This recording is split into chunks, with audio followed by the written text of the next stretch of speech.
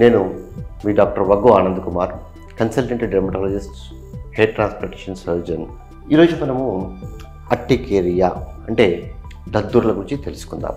ఈ దద్దుర్లు అసలు ఎందుకు వస్తాయి, దానికి కారణాలు ఏంటి, అది వచ్చినప్పుడు తీసుకోవాల్సినటువంటి జాగ్రత్తలు ఏంటి, తర్వాత దానికి తీసుకోవాల్సినటువంటి ట్రీట్మెంట్ ఏంటి గురించి తెలుసుకుందాం. దద్దుర్లు అంటే ఏంటంటే చాలామందికి ఒక రెడ్గా బెందెలు అంటూ ఉంటాం. ఒక 1 రూపీ కాయిన్ సైజు లోపల బాడీ లోపల ఏ ప్రాంతంలో అయినా ఎక్కడైనా రావచ్చు. ఈ దద్దుర్లు వచ్చినప్పుడు ఇవి చాలా దురద పెడుతూ ఉంటాయి. తర్వాత ఒకసారి ఒక చోట మనం దురదతో గీకినప్పుడు ఆ లైన్స్ మొత్తం, ఆ యొక్క ఫింగర్ లైన్స్ మొత్తం కూడా ఆ యొక్క ప్రాంతం కూడా రెడ్గా తయారేసి లైన్లు మాదిరిగా పడేటువంటి అవకాశం ఉంటుంది. సో దీన్నే డెర్మోగ్రాఫిజం అని చెప్పేసి అంటూ ఉంటాం.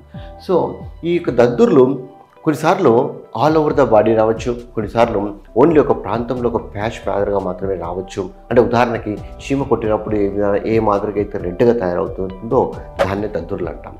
అలా దీంతో పాటు కొందరికి ఏంటంటే దద్దుర్లతో పాటు పెదాలు కానీ, కళ్ళు కానీ, నాలుక కానీ, తర్వాత ఈ చేతి వెనక భాగంలో కానీ, ఫుట్ ఇక లెగ్స్ కానీ స్వెల్లింగ్ కూడా వచ్చేటువంటి అవకాశాలు ఉంటాయన్నమాట. దానిని యాంజియోఎడిమా అని చెప్పేసి అంటూ ఉంటాం.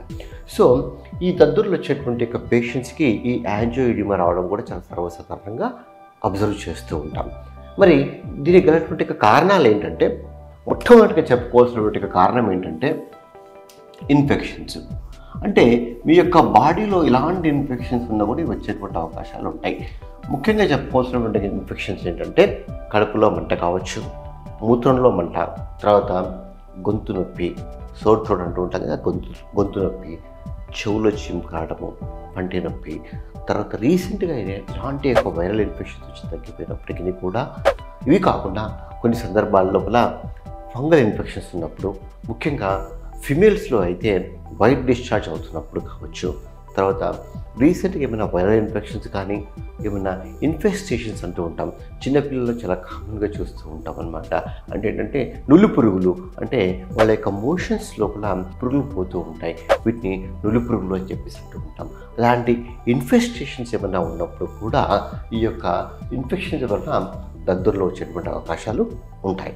సో సెకండ్ కారణం వచ్చేసి ఏంటంటే థైరాయిడ్. ఈ యొక్క థైరాయిడ్ ఉన్నటువంటి యొక్క పేషెంట్స్, అంటే ఇది ఆటో ఇమ్యూన్ థైరాయిడ్ అంటాం కనుక, ఈ యొక్క ఆటో ఇమ్యూన్ థైరాయిడ్ ఉన్నటువంటి యొక్క పేషెంట్స్లో కూడా ఈ యొక్క దద్దుర్లు చూస్తూ ఉంటాం. మూడో కారణం వచ్చేసి ఏంటంటే ఈ యొక్క ఫుడ్ అలర్జీ. కొందరికి ఈ దద్దుర్లు టెండెన్సీ ఉన్నటువంటి యొక్క వాళ్ళల్లో ముఖ్యంగా కొన్ని యొక్క ఫుడ్కి అలర్జీ ఉండేటువంటి అవకాశాలు ఉంటాయి. ముఖ్యంగా చెప్పాలనుకుంటే వాళ్ళకి పీనట్, పల్లీలు కావచ్చు, పాలతో చేసినటువంటి ఆహార పదార్థాలు, అంటే మిల్క్ ప్రోటీన్ ఉంటుంది కనుక మిల్క్ ప్రొడక్ట్స్ అంటూ ఉంటాం కదా, అది కావచ్చు. తర్వాత బీన్స్, ఈ యొక్క బీన్స్ వల్ల కూడా వీళ్ళకి అలర్జీ ఉండేటువంటి అవకాశాలు ఉంటాయి. బీన్స్, కలర్డ్ ఫుడ్ ఐటమ్స్, అంటే రంగు వేసేటువంటి ఆహార పదార్థాలు. ఉదాహరణకి కొన్ని యొక్క ఆహార పదార్థాలు రెస్టారెంట్లో కలర్ ఏజెంట్స్ ఉంటాయన్నమాట. ఆ యొక్క కలర్ యాడ్ చేస్తూ ఉంటారు. అటువంటి కలర్ యాడ్ చేసినటువంటి ఒక ఫుడ్స్ తీసుకున్నప్పుడు కూడా ఈ యొక్క దద్దుర్లు వచ్చేటువంటి అవకాశం ఉంటుంది. తర్వాత ఎగ్ వైట్, ఎగ్లో ఉన్నటువంటి ఒక ప్రోటీన్స్ వల్ల కూడా కొందరికి ఈ యొక్క దద్దుర్లు పెరిగేటువంటి అవకాశం ఉంటుంది. తర్వాత సీ ఫుడ్లో ముఖ్యంగా చెప్పుకోవాల్సింది ఏంటంటే ఫిష్ కావచ్చు. ఈ యొక్క ఫిష్ తీసుకున్న తర్వాత కూడా ఈ యొక్క దద్దుర్లు కూడా చాలామందికి ఇంకా పెరిగేటువంటి అవకాశం ఉంటుందన్నమాట. అంటే ఇవి కొన్ని కామన్గా చెప్పుకునేటువంటి ఒక ఫుడ్ ఐటమ్స్. ఇవి కాకుండా మీరు తీసుకున్నటువంటి వేరే ఫుడ్ ఐటమ్స్ ఏమన్నా తీసుకున్నప్పుడు కూడా మీరు యొక్క దద్దుర్లు నోటీస్ చేసి ఉంటే అలాంటి ఒక ఫుడ్ ఐటమ్స్ని కూడా మీరు కొద్దిగా అవాయిడ్ చేస్తే మంచిది. సో ఈ యొక్క ఫుడ్ ఐటమ్సే కాకుండా కొన్ని సందర్భాల్లో కొన్ని మెడికేషన్స్ అంటూ ఉంటాం. అంటే ఈ యొక్క మెడికేషన్స్ తీసుకునేటువంటి వాళ్ళలో కూడా ఈ యొక్క దద్దుర్లు వస్తూ ఉంటాయి.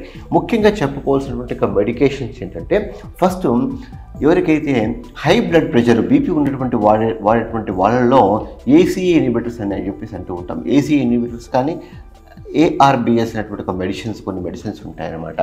రాబెప్రిల్ అనేటువంటి, తర్వాత టెల్మిసాటాను, ఇవన్నీ కూడా ఈ యొక్క మెడిసిన్స్ వల్ల కూడా ఈ యొక్క దద్దుర్లో వచ్చేటువంటి టెండెన్సీ ఉన్నటువంటి వాళ్ళల్లో ఈ మెడిసిన్స్ తీసుకున్నప్పుడు అవి ఇంకా పెరిగేటువంటి అవకాశాలు ఉంటాయి.